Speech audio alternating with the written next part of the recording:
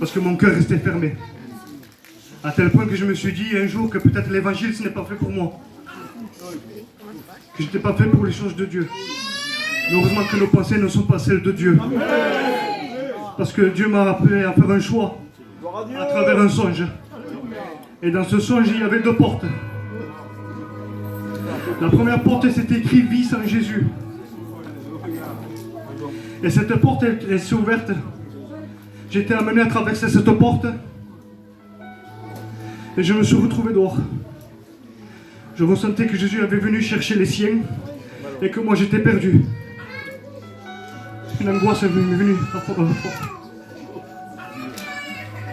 Et vous savez, j'avais l'habitude pour dire quand j'étais dans le monde, si je suis pas sauvé, c'est pas grave. Tant que mes enfants sont sauvés, je le croyais ça. Mais malheureusement, dans le songe, je n'étais pas tout seul. Il y avait mon fils avec moi. Mon fils était avec moi, il pleurait, il souffrait. Et moi, je savais que c'était trop tard. Je pouvais rien faire. Je n'avais même pas la force de le prendre dans mes bras pour le consoler. Car même moi, j'étais pas consolé, j'étais perdu. Et là, une force m'entraîne dans le dehors, la porte se referme. J'étais doublement angoissé. Mais le Seigneur me fait grâce de me faire montrer ce que je gagne à donner mon cœur. Je passe dans la porte et là, c'était écrit « Vie avec Jésus ». La porte, elle s'ouvre et je me suis amené dedans. Et là, c'était pas pareil. Une paix, une joie envahit mon cœur. J'étais habillé de blanc dans les nuées avec mon fils. Et cette fois, j'ai pu le serrer dans mes bras. Le son s'est arrêté. Et Dieu parle fort dans mon cœur. Qu'est-ce que tu veux faire maintenant? Il est mieux que tu me suives, non? Parce que tu ne sauves pas que toi. Tu sauves aussi tes enfants. Et là, j'ai compris que j'étais responsable de la perte de mes enfants. Vous savez, j'ai pas besoin d'une réunion. J'ai eu besoin de me mettre à genoux et de demander pardon à Dieu. Et c'est là que j'ai donné mon cœur. C'est pour ça qu'aujourd'hui, je veux me baptiser. Parce que je veux le suivre pleinement. Et c'est pas un homme qui m'a confirmé mon baptême. C'est Dieu ce matin. Car il m'a baptisé du Saint-Esprit. Et je remercie le Seigneur ce qu'il a fait pour moi, pas pour vous.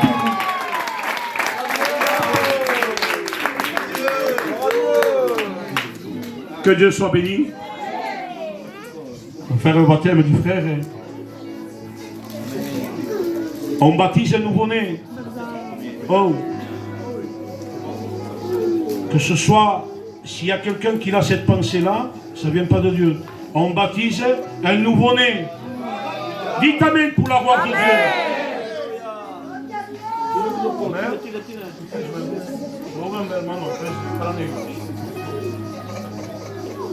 Tellement important la responsabilité d'un papa. Je dis souvent lorsque je prêche, moi, je dis, les hommes, vous êtes les jambes.